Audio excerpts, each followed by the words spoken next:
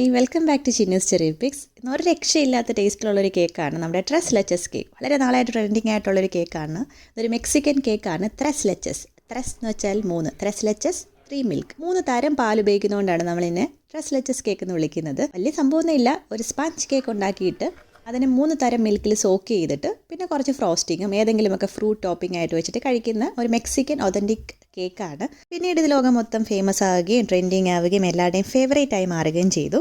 നമ്മുടെ cake soak ചെയ്യാൻ ഉപയോഗിക്കുന്ന 3 ടൈപ്സ് മിൽക്ക് എന്ന് പറയുന്നത് കണ്ടൻസ്ഡ് മിൽക്കും ഇവാപറേറ്റഡ് മിൽക്കും സാധാരണ പാലും ഒക്കെയാണ്. ഇതില്ലാന്നുണ്ടെങ്കിൽ എന്ത് ചെയ്യണം എന്നുള്ളതൊക്കെ നമ്മുടെ റെസിപ്പിയിൽ പറയുന്നുണ്ട്. ഇനി നമ്മുടെ റെസിപ്പി കുറച്ച് ഡിഫറെൻ്റ് ആണ്. കാരണം സാധാരണ ഇതുണ്ടാക്കുമ്പോൾ കണ്ടൻസ്ഡ് മിൽക്കും ഇനി ഇവാപറേറ്റഡ് മിൽക്ക് ഇല്ലെങ്കിൽ ഫ്രഷ് ക്രീമും ഒക്കെ ഉപയോഗിച്ച് സോക്ക് ചെയ്യുന്നത് പോരാഞ്ഞിട്ട് നമ്മുടെ കേക്കിലും ഒരുപാട് ബട്ടറും എണ്ണയൊക്കെ ഉപയോഗിച്ച് ഇത് ഒരുപാട് ഹെവി ആയി പോകുന്നു എന്ന് പറഞ്ഞിട്ട് പലരും അമ്മമാരും ഒക്കെ ഇത് കഴിക്കാതിരിക്കുന്നുണ്ട്. എന്നാൽ നമ്മുടെ കേക്കിൽ ഒരു തുള്ളി എണ്ണയോ ബട്ടറോ എന്തിന് ബേക്കിംഗ് സോഡയോ ബേക്കിംഗ് പൗഡറോ പോലും ഉപയോഗിക്കുന്നില്ല. എങ്കിലും ടേസ്റ്റിൻ്റെ കാര്യത്തിൽ ഒരു കോംപ്രമൈസും ഇല്ല, ഒരു രക്ഷയില്ലാത്ത ടേസ്റ്റാണ്. ഇത് കഴിച്ച് നോക്കിയാൽ തന്നെ അറിയുകയുള്ളൂ. അപ്പോൾ നമുക്കിത് എങ്ങനെയാണ് ഉണ്ടാക്കുന്നത് എന്നുള്ളത് കാണാം. നമ്മുടെ Tresleches കേക്കിന് സ്പഞ്ച് കേക്കാണ് വേണ്ടത്. അതുകൊണ്ട് നമ്മൾ മുട്ടയുടെ വെള്ള പതപ്പിച്ചെടുക്കുവാണ്.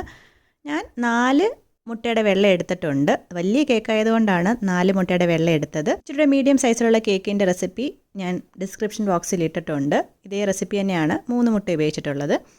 അപ്പോൾ ഈ മുട്ടയൊന്ന് പതച്ച് ഡബിളായി വരുമ്പോഴത്തേക്ക് നമുക്ക് കുറേശ്ശെയായിട്ട് പൊടിച്ച പഞ്ചസാര ഇട്ട് കൊടുത്ത് ഇതുപോലെ ബീറ്റ് ചെയ്തെടുക്കാം. മൊത്തം 1/2 കപ്പ് പൊടിച്ച പഞ്ചസാരയാണ് നമ്മൾ ചേർത്ത് കൊടുക്കുന്നത്. നമുക്കിത് ബീറ്റ് ചെയ്യാനായിട്ട് ബീറ്ററിൻ്റെ ആവശ്യമൊന്നുമില്ല കേട്ടോ. നമുക്ക് കൈ വെച്ച് വിസ്ക് വെച്ച് ബീറ്റ് ചെയ്തെടുക്കാവുന്നതേ ഉള്ളൂ. അതുപോലെ തന്നെ ഈ ബൗൾ എപ്പോഴും ക്ലീൻ ആൻഡ് ഡ്രൈ ആയിട്ടുള്ളതിൽ വേണം നമ്മൾ മുട്ടയുടെ വെള്ള ബീറ്റ് ചെയ്തെടുക്കാനായിട്ട്. മുട്ടയൊന്ന് പതച്ച് നല്ലൊരു തിളക്കമായി തുടങ്ങുമ്പോഴത്തേക്ക് നമുക്കിതിലേക്ക് 1/2 ടേബിൾ സ്പൂൺ നാരങ്ങ നീര് ചേർത്ത് കൊടുക്കാം. ഇതൊന്ന് സ്റ്റെബിലൈസ് ചെയ്യാൻ വേണ്ടിയിട്ടും ആ മുട്ടയുടെ സ്മെല്ലൊന്ന് സ്പഞ്ച് കേക്കിൽ നിന്ന് പോയി കിട്ടാൻ വേണ്ടിയിട്ടുമാണ് നമ്മളിങ്ങനെ ചെയ്യുന്നത്. നമ്മുടെ സ്പഞ്ച് കേക്കിൻ്റെ ഫുൾ ഡീറ്റെയിൽസ് ഉള്ള 2 വീഡിയോസിൻ്റെ ലിങ്ക് ഞാൻ ഡിസ്ക്രിപ്ഷൻ ബോക്സിൽ ഇട്ടിട്ടുണ്ട്. എപ്പോഴെങ്കിലും കണ്ടു നോക്കുക, വളരെ ഇൻഫർമേറ്റീവ് ആയിരിക്കും. അപ്പോൾ നമ്മുടെ മുട്ട ഇതുപോലെ നല്ല പതച്ച് സ്റ്റിഫ് പീക്സ് ഒക്കെ ആയി കഴിയുമ്പോഴത്തേക്കും നമുക്ക് ബാക്കി കാര്യങ്ങളിലേക്ക് കടക്കാം. നമുക്കിനി ഇതിങ്ങോട്ട് മാറ്റി വെക്കാം. അപ്പോൾ നമുക്കിനി 3 മുട്ടയുടെ മഞ്ഞയിലേക്ക് കുറച്ച് ഉപ്പ് ഇട്ട് കൊടുക്കാം. പിന്നെ ഫ്ലേവറിന് വേണ്ടിയിട്ട് ഓറഞ്ച് സെസ്റ്റ്, ഇതിന് പകരം ലെമൺ സെസ്റ്റ് ആയാലും മതി. അതായത് തൊലിപ്പുറം ഗ്രേറ്റ് ചെയ്തെടുക്കുന്നതാണ്. വെള്ളഭാഗം വീഴാൻ ശ്രദ്ധിക്കുക. 1/4 കപ്പ് പാല്, ഇതിൻ്റെ പകുതി നമുക്കിപ്പോൾ ചേർത്ത് കൊടുക്കാം. ബാക്കി വേണമെന്നുണ്ടെങ്കിൽ നമുക്ക് ലാസ്റ്റിൽ ചേർത്ത് കൊടുക്കാം. ഇനി നമുക്ക് വിസ്ക് വെച്ച് ഇതുപോലെ ഒന്ന് മിക്സ് ചെയ്തെടുക്കാം. ഒരുപാട് മിക്സ് ചെയ്യേണ്ട ആവശ്യമൊന്നുമില്ല. ഇത് നമുക്ക് മുട്ടയുടെ വെള്ളയിലേക്ക് ഒഴിച്ചു കൊടുക്കാം. നമുക്ക് ഒരു വിസ്ക് വെച്ചിട്ട് വളരെ പതുക്കെ ഒറ്റ പ്രാവശ്യം ഒന്ന് മിക്സ് ചെയ്തെടുക്കാം. ഇതുപോലെ ഒരുപാടിട്ട് മിക്സ് ചെയ്യേണ്ട ആവശ്യമില്ല, കുറച്ചൊന്ന് മിക്സ് ചെയ്തിട്ട് നിർത്താം, മതി. നമുക്കിനി ഇതിലേക്ക് മൈദ കുറേശ്ശെയായിട്ട് ചേർത്ത് കൊടുക്കാം, ഒരു അരിപ്പയിൽ കൂടി. മൊത്തം 1 കപ്പ് മൈദയാണ് ഞാൻ എടുത്തിരിക്കുന്നത്. ഇനി ഒരു സ്പാച്ചില വെച്ചിട്ട് നമുക്കിത് ഇതുപോലെ അടിയിൽ നിന്ന് മുകളിലേക്കായിട്ട് പതുക്കെ ഒന്ന് മിക്സ് ചെയ്തെടുക്കാം. മിക്സ് ചെയ്യുമ്പോൾ ശ്രദ്ധിക്കുക, ഒരുപാടിട്ടങ്ങ് മിക്സ് ചെയ്യാതെ അടിയിൽ നിന്ന് മുകളിലേക്ക് ഇതുപോലെ വേണം മിക്സ് ചെയ്യാനായിട്ട്. കുറേശ്ശെ ആഡ് ചെയ്ത് ഇതുപോലെ കുറച്ചൊന്ന് ഉയർത്തി പിടിച്ചിട്ട് വേണം നമ്മളിതൊന്ന് ഇട്ട് കൊടുക്കാനായിട്ട്. വീണ്ടും പറയുകയാണ്, നമ്മൾ ഒരുപാട് ഓവർ മിക്സ് ചെയ്യാതിരിക്കുക. കാരണം നമ്മുടെ മുട്ടയുടെ പതയെല്ലാം അങ്ങ് ഡീഫ്ലൈറ്റ് ആയി പോകും. അത് മാത്രമല്ല, നമ്മൾ എണ്ണ ചേർക്കാത്തതുകൊണ്ട് ഒരുപാട് മിക്സ് ചെയ്യുകയാണെന്നുണ്ടെങ്കിൽ കട്ടിയായി പോകും കേക്ക്. നമ്മൾ നേരത്തെ എടുത്ത് വെച്ചിരിക്കുന്ന പാലിൻ്റെ അതൊന്ന് ഞാൻ കുറച്ചൊരു 2 സ്പൂണും കൂടി ഇതിലോട്ട് ആഡ് ചെയ്ത് കൊടുക്കുകയാണ്, ബാറ്റർ ഒന്ന് കറക്റ്റ് കൺസിസ്റ്റൻസി ആക്കാൻ.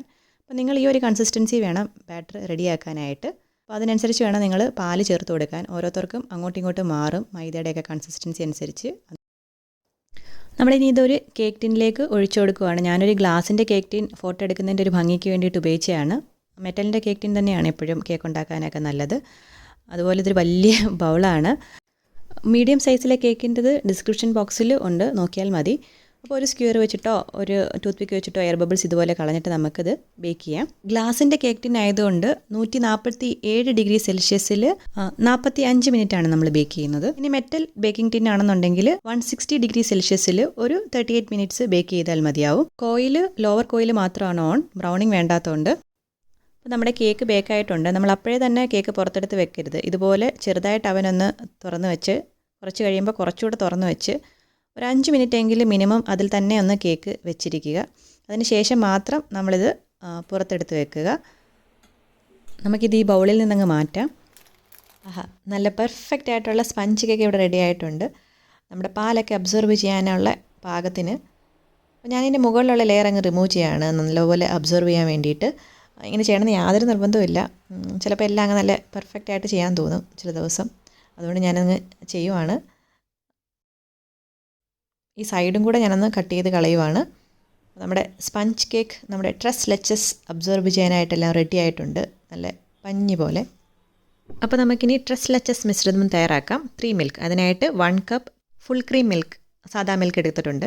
പിന്നെ ഇവാപ്പറേറ്റഡ് മിൽക്ക് 1/2 കപ്പ്. അത് നമുക്ക് കിട്ടാൻ വെച്ചിട്ട് ബുദ്ധിമുട്ടാണ്, അതുകൊണ്ട് ഞാൻ 10 ഗ്രാമിൻ്റെ സാഷേ കിട്ടിയത് കുറേ എണ്ണം ഒഴിച്ച് 1/2 കപ്പ് എടുത്തിട്ടുണ്ട്. ഇതില്ലാന്നുണ്ടെങ്കിൽ നമ്മുടെ പാല് തിളപ്പിച്ച് പകുതിയാക്കി ചുരുക്കിയാൽ മതി, വറ്റിച്ച് ചുരുക്കിയത്. അത് 1/2 കപ്പ് എടുക്കുക. പിന്നെ 1/2 കപ്പ് കണ്ടൻസ്ഡ് മിൽക്ക്, ഇത് 1/2 കപ്പോ 1/4 കപ്പോ നിങ്ങളുടെ മധുരത്തിനനുസരിച്ച് ചേർക്കാം. പിന്നെ ഞാനിതിലേക്ക് കുറച്ച് വാനില എസൻസ് ചേർത്ത് കൊടുക്കുകയാണ്. ഞാൻ കേക്കിൽ വാനില എസൻസ് ചേർത്തിട്ടില്ലായിരുന്നു, അതുകൊണ്ട് ഞാനിതിൽ ഇച്ചിരി കൂടുതൽ ഒഴിച്ച് കൊടുത്തിട്ടുണ്ട്. ഇവോപ്പറേറ്റഡ് മിൽക്ക് അവൈലബിൾ അല്ലെങ്കിൽ ഫ്രഷ് ക്രീമോ വിപ്പിംഗ് ക്രീമോ ഒക്കെ യൂസ് ചെയ്യാം. ഞാൻ കുറച്ച് ഒതൻറ്റിക് ആയിക്കോട്ടെ എന്ന് കരുതിയാണ് അത് തന്നെ യൂസ് ചെയ്തത്. അപ്പോൾ ഒരു ഫോർക്ക് വെച്ച് കുറച്ച് ഹോൾസ് ഇട്ട് കൊടുത്തിട്ട് നമുക്ക് നമ്മുടെ ട്രെസ്ലെച്ചസ് മിശ്രിതം ഇതിലേക്ക് ഒഴിച്ചു കൊടുക്കാം. ധാരാളമായിട്ട് ഒഴിച്ചു കൊടുക്കാം, നല്ലപോലെ നമ്മുടെ സ്പഞ്ച് കേക്ക് അബ്സോർബ് ചെയ്തോളൂ. അപ്പം നിങ്ങളുടെ പാകത്തിനുള്ള മധുരമൊക്കെ നോക്കുക. കുറച്ച് കൂടുതൽ മധുരം വേണമെന്നുണ്ടെങ്കിൽ കുറച്ച് കൂടുതലായിട്ട് കണ്ടൻസ്ഡ് മിൽക്ക് ഒഴിച്ചു കൊടുക്കുക. ഈ ഒരു കൺസിസ്റ്റൻസിയിലാണ് നമുക്ക് മിശ്രിതം വേണ്ടത്. നമ്മുടെ കേക്ക് ഇപ്പം നമ്മുടെ പാലിൽ ഇങ്ങനെ മുങ്ങി കിടക്കുകയാണ്, പക്ഷേ ഇതൊരു ഓവർനൈറ്റ് ഫ്രിഡ്ജ് വെച്ച് കഴിയുമ്പോഴത്തേക്കും നമ്മുടെ സ്പഞ്ച് കേക്ക് ഇത് മൊത്തം അബ്സോർബ് ചെയ്ത് എടുത്തോളൂ. ഇങ്ങനെ ഓവർനൈറ്റ് ഫ്രിഡ്ജ് വെക്കണമെന്ന് നിർബന്ധമൊന്നുമില്ല, കണ്ടില്ലേ സൈഡിലൊന്നും ഒന്നുമില്ല, മൊത്തം അബ്സോർബ് ആയിട്ടുണ്ട്. ഈ സമയത്തും കുറച്ച് പാലിൻ്റെ മിശ്രിതം ഒഴിച്ചു കൊടുക്കുകയാണ്. ഇനി ഫ്രോസ്റ്റിങ്ങിനായിട്ടുള്ള വിപ്പിംഗ് ക്രീം വിപ്പ് ചെയ്തെടുക്കാം. അതിനായിട്ട് നമ്മുടെ ബൗളും വിസ്കും ഒക്കെ ഒന്ന് ഫ്രിഡ്ജിൽ വെച്ച് അല്ലെങ്കിൽ ഫ്രീസറിൽ വെച്ചിട്ട് ചില്ല് ചെയ്തെടുക്കണം. കാരണം നമ്മൾ അമൂലിൻ്റെ വിപ്പിംഗ് ക്രീമാണ് യൂസ് ചെയ്യുന്നത്. അതിൽ 33% ഫാറ്റ് കണ്ടൻറ്റ് ഇല്ലാത്തതുകൊണ്ട് വിപ്പ് ചെയ്തെടുക്കാൻ കുറച്ച് ബുദ്ധിമുട്ടാണ്. അതുപോലെ അൺസ്വീറ്റൻഡ് ആണ്, അതുകൊണ്ട് നമുക്കൊരു 1/4 കപ്പ് പഞ്ചസാരയും കൂടി വേണ്ടി വരും. നമ്മുടെ ബേക്കേഴ്സൊക്കെ ഉപയോഗിക്കുന്നത് നോൺ ഡയറി മിൽക്ക് ബേസ്ഡ് അല്ലാത്ത ആർട്ടിഫിഷ്യലായിട്ടുള്ള വിപ്പിംഗ് ക്രീംസ് ആണ്. പക്ഷേ നമ്മൾ വീട്ടിലൊക്കെ ഉപയോഗിക്കുമ്പോൾ മിൽക്ക് ബേസ്ഡ് ആയിട്ടുള്ള നമ്മുടെ ഡയറി വിപ്പിംഗ് ക്രീമൊക്കെ ഉപയോഗിക്കുന്നതാണ് നല്ലത്. ഹെൽത്ത് വൈസ് ആണെങ്കിലും ടേസ്റ്റും ഒക്കെ എപ്പോഴും ഡയറി വിപ്പിംഗ് ക്രീമിന് തന്നെയാണ്. അപ്പോൾ നമുക്ക് പഞ്ചസാര പൊടിച്ചത് ആഡ് ചെയ്ത് കൊടുത്ത് ഇതുപോലെ വിപ്പ് ചെയ്തെടുത്തിട്ട് അതിലേക്ക് കുറച്ച് കോൺഫ്ലവർ ആഡ് ചെയ്ത് കൊടുക്കുകയാണ്. അതൊന്ന് സ്റ്റെബിലൈസ് ചെയ്യാൻ, ആ ഷേപ്പ് ഒന്ന് ഹോൾഡ് ചെയ്യാൻ വേണ്ടിയിട്ട്. അമൂൽ വിപ്പിംഗ് ക്രീം വിപ്പ് ചെയ്തെടുക്കുന്ന ഡീറ്റെയിൽഡ് വീഡിയോ വേണമെന്നുണ്ടെങ്കിൽ ഒന്ന് കമൻറ്റ് ചെയ്യണേ, കാരണം കുറേ നാളുകൊണ്ടേ ഞാൻ വിചാരിക്കുകയാണ് അതൊന്ന് ഇടണം എന്നുള്ളത്. നമുക്കിനി ഇത് നമ്മുടെ കേക്കിൻ്റെ മുകളിൽ അപ്ലൈ ചെയ്യാം. ഒരു കാര്യം പറയാൻ മറന്നു, നമ്മൾ വിപ്പ് ചെയ്യുമ്പം തണുപ്പ് പോകുകയാണെന്നുണ്ടെങ്കിൽ ഒരു അരമണിക്കൂർ ഫ്രീസറിലെടുത്ത് വെച്ചിട്ട് പിന്നീട് വിപ്പ് ചെയ്താൽ മതി, അല്ലെങ്കിൽ ഐസ് ബാത്തിൽ വെച്ചിട്ട് വിപ്പ് ചെയ്യുക.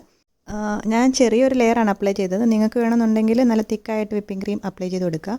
ഞാൻ എന്താ ചെറിയൊരു ഡിസൈൻ ഇട്ട് കൊടുക്കുകയാണ്. ഞാൻ വലിയ എക്സ്പേർട്ടൊന്നും അല്ല കേട്ടോ ഡിസൈനിങ്ങിൽ. വലിയ കുഴപ്പമില്ലാത്തൊരു സിമ്പിൾ ഡിസൈൻ ആയിട്ടുണ്ട്.